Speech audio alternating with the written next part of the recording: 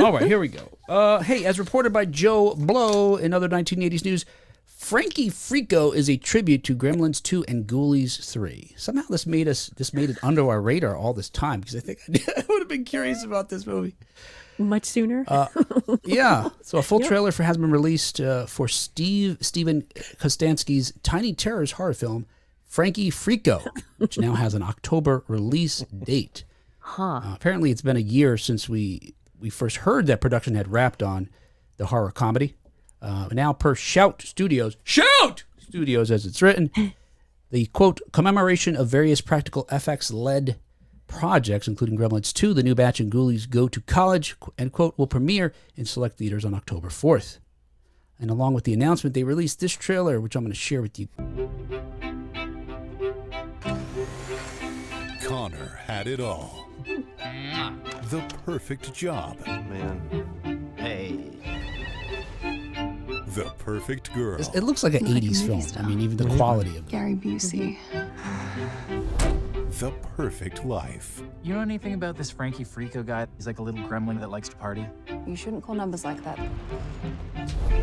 Until one day, things got Freako. That was very 80s as well. This is a phone book. Yeah, buddy. Are you ready? Ready for what? To party, my man. Yes! I'm ready to party! Yeah, we.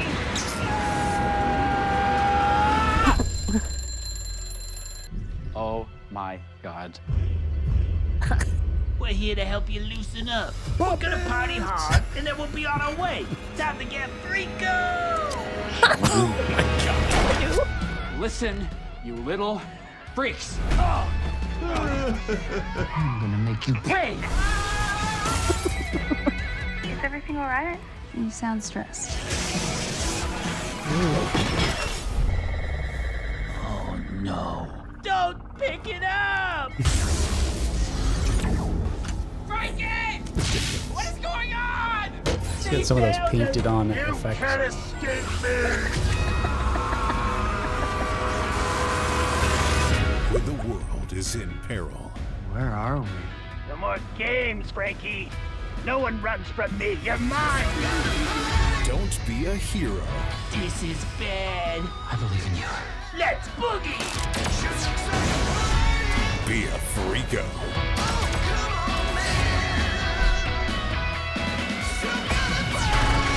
He's got a little freako. Frankie Freako. President Munch needs a new concubine. He's a keeper.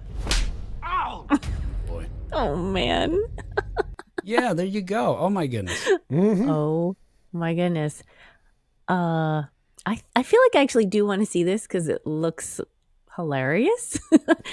And so much 80s movie stuff happening in there. So many visuals. It goes back and forth between, that looks like a well-made movie. That looks like a train wreck. That looks like a well-made movie. It has all the goofy stuff you'd expect in a low-budget, poorly produced film, but then you look at it like, well, this is well put together. And so I'm like, how am I supposed to feel? Am I supposed to be looking forward to it or apprehensive about it? That's got me curious at the very least. It's full of puppets. That doesn't hurt. Oh, Yeah. no, yeah, it doesn't hurt at And all. that Karen points out look like boglins. Yeah, they do. Look like boglins. Yep. So Frankie seems like, does he become like a hero at the end? What was that? I guess we'll have to watch it to find out. He only has 7 minutes of screen time, it turns out. Yeah, right. Yeah, look, they mentioned the Gremlins and Ghoulies. Those are the terrible, awful horror films that I was renting in the 1980s, and I loved them for how, terrible they looked. And like John was saying, it's this mix of, like, even in the 80s, right? You could have just a beautiful shot in one of these films and then cut to a terrible effect. And it just kind of, I don't know, we went with it. It didn't. Yeah. It was how these films were made, so we Part of our accepted it. suspension of disbelief. It's like, well, that doesn't look real, but the movies, that's what I accept. Yeah. And we just did. Yeah. And it does seem like maybe as we've evolved, not only our taste, but our sensibilities have changed in such a way where we're willing to accept, and maybe that's why you're having this disconnect, John, where you're like, I don't know, is this a good-looking film or a terrible-looking film? But but I dig it. Yeah. You know something I just realized watching the trailer a second time here, because I wasn't sure, like, it looks old. Is it a period piece? But if they're calling it a 900 number, Yes, it's got to be set in late 80s, early 90s, right? Yes, and there's Yes. a phone book. He's flipping open a phone book. Phone book. There you go. Yep. Yeah. And the TV looked like maybe a cabinet. CRT. Yep. Yeah. Yeah, and speaking of that, the first thing, and I wonder if folks, other folks thought this as well, because the director, the creator of this film, Kostanski, said, they told Bloody discussing that, quote, "The Little Monster movie is a subgenre beloved by horror fans. Franchises like Critters, Ghoulies, and Puppet Master," the bad guys look like stuff from the Puppet Master films, are still immensely popular despite there being no recent entries in the franchise. Frankie Freako is my vision for the next Tiny Monster franchise.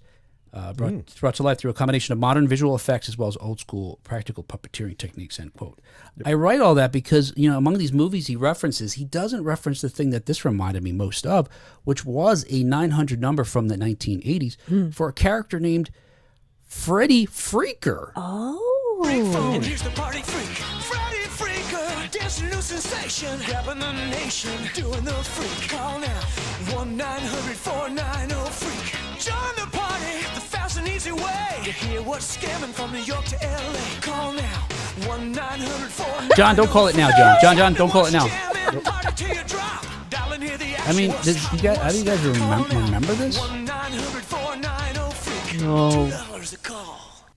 No, you don't remember Freddy Freaker. No. That was astonishing. I like that dance. Yeah. So you used to see that Now I know where you got it from.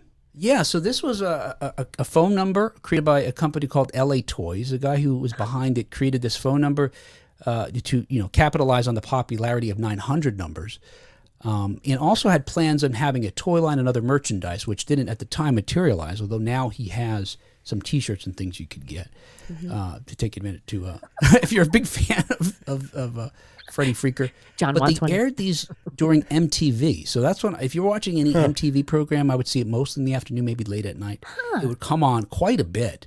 And apparently, I didn't know this. I didn't know what the purpose of the 900 number is. And when you look at that commercial, you can't possibly know. That's exactly what I was like. If it's call and talk to Corey Haim, Corey Feldman, I know what that is, right? Yeah. Call me now because I'm ready Yes. to talk. You have one of those, but this is just, I'm a freak. Call my number. I'm a freak. Call. Well, what are we getting out of it? What's going to happen? Yeah. I was hoping Will could tell us. I was hoping he called. Yeah, I could tell you. In part, what it was is you had the opportunity to record voice messages that other folks could then call in and hear. And it seemed kind of arbitrary. One of the things that people, like a John's podcast. Yawning. What, yawning at the podcast? Yeah. That's literally what we do now. Is we record this so other people can then Right. dial up on the internet and hear it later. That's true. You're right. 1-900-1980 is now. Call.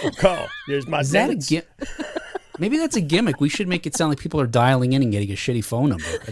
Maybe that's our. Maybe then we'll suddenly get listeners. Go dial my rotary phone. 1-900. Yeah. But you could.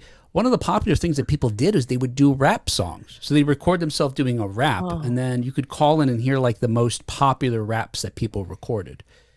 So it was TikTok. Early audio TikTok. Wow. There is some kind of, when I see these puppets, like that one in particular, and the music, I don't know, there's a visceral experience for me. And it's not just nostalgic, although it reminds me of the feeling I had back then, but it isn't a good one. It really kind of creeps me out and weirds me out. I know it's a puppet. I know it's rubber. It's on a green screen shaking around, but I don't know. Something freaks me out about it. You know what else it is, Will? I don't know. I'm sure you're aware of this, whether you've seen it or not. It's kind of Meet the Feeblesy. You familiar with Meet the Feebles? What is? I've heard of that. What is that? Yeah, what is that? I can't remember. So before he did Lord of the Rings, Peter Jackson did a borderline softcore pornographic puppet movie called Meet the Feebles. It's effectively like a dirty, gritty Muppet show. All these puppets have a show in a theater they do. I don't remember this. But they're all like screwing each other and they're hooked on drugs, but they're all puppets. And they have that kind of foam rubber latexy looking collection of puppets involved in the show. Yeah. If you haven't seen it, keep it that way. You may want to get yourself checked out. I've got puppet gonorrhea. Yeah, I remember. I know by name. I never knew. I don't think I ever knew what it was. Mhm. It sounds. It's one of Peter Jackson's first ever films, and yeah, it opened the door to Lord of the Rings, apparently. But it slammed the door in puppet porn because people are like, we do not want that. Yep. Board that door up. No crossover with hobbits. He slipped I'm through. not putting my hand in that again. The puppet. I meant the puppet. The puppet. Oh, I know what you meant. It doesn't matter. Okay. Because other things went into the puppet. Well, I mean, it could be worse, but it's something. Yes, it could be. Yes.